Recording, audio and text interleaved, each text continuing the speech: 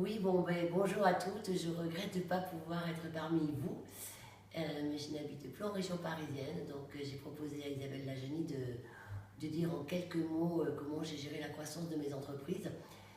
Euh, j'ai démarré très tôt dans une grande multinationale, Unilever, dans laquelle j'ai évolué assez souvent pour avoir, à la fin de 16 ans chez eux, des postes à responsabilité nationale. Et à 37 ans, j'ai eu envie de créer ma propre entreprise. Tout m'est paru évident.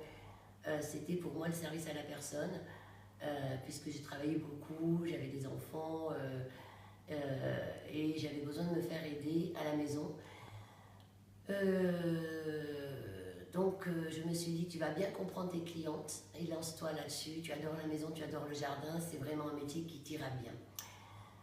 J'ai donc créé Maison et Services Anthony en 2006. J'ai décidé de partir avec un réseau parce que le marché connaissait à cette époque-là une énorme croissance et je ne voulais pas manquer ce départ du service à la personne ouvert aux entreprises qui était presque un moment magique puisque tout le monde arrivait sur le marché.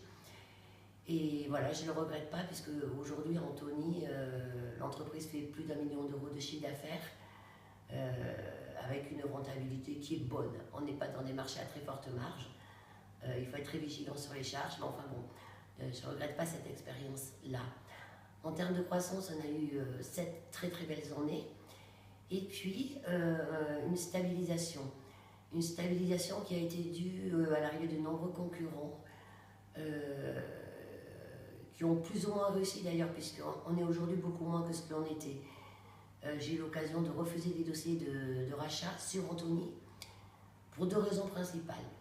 La première, une politique tarifaire mal calculée.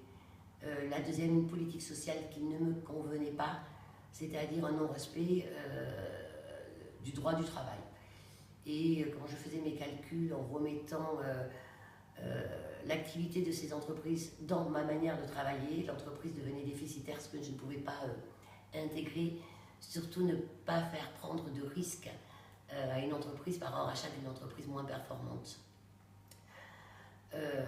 Suite à ça, j'ai décidé, avec toujours comme objectif, de faire une stratégie de pénétration, c'est-à-dire d'économiser et à la fois mon énergie et à la fois mes budgets.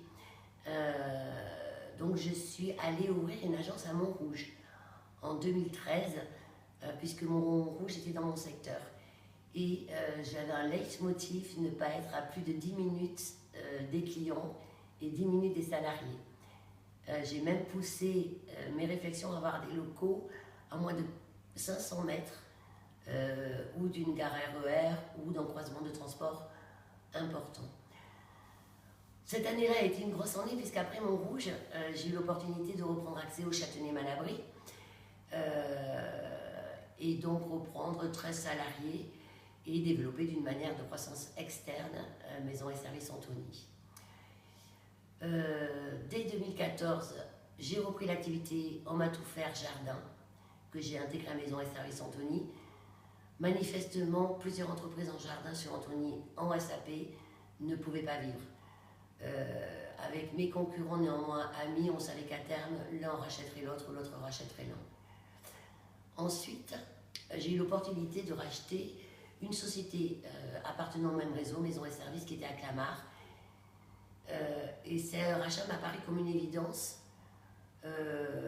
parce que Montrouge marchait bien, mais j'avais l'opportunité de regrouper Montrouge et Clamart en une unité plus importante. Et ce rachat a été très très compliqué à gérer parce que j'ai eu énormément de soucis managériels. Maintenant, dans ce métier, il faut être conscient que on sera toujours confronté à des échecs ou à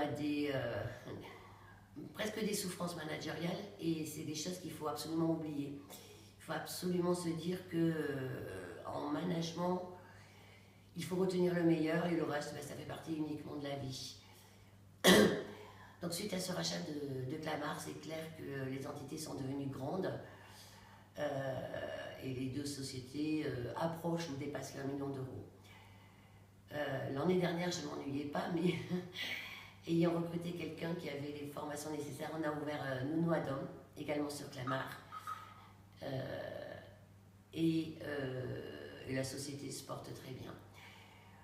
Aujourd'hui, j'ai 150 salariés. Je suis très fière de mes équipes. Les hommes sont quelque chose d'important pour moi, les hommes et les femmes bien sûr, surtout les femmes, parce que dans nos métiers, j'ai du mal à avoir la parité. On a beaucoup plus de femmes que d'hommes, malgré des efforts. Pour réussir, déjà, je pense que le plus important, c'est la compétence. Je n'aurais jamais pu réussir si je n'avais pas une expérience sérieuse chez Unilever, si je n'avais pas été formée à la fois à la gestion commerciale et aux ressources humaines, qui sont les 3 piliers nécessaires à l'activité du SAP. Ensuite, il y a le métier. Le métier est très très important. Et là, je crois que le choix du réseau maison et services a été clairement un choix plein de succès. Parce que ce sont des gens qui sont, tout comme moi, des passionnés du ménage. Et je crois que le métier fait la qualité et la qualité fait le succès. Enfin, les équipes, savoir s'encadrer de gens compétents. Et ça, c'est un leitmotiv quotidien. J'en arrête là, je remercie simplement Sylvie qui est en formation chez moi à Bidart, de faire ce petit film un petit peu le matin très tôt, d'un seul coup. Et puis je vous souhaite à toutes une pleine réussite. Au revoir.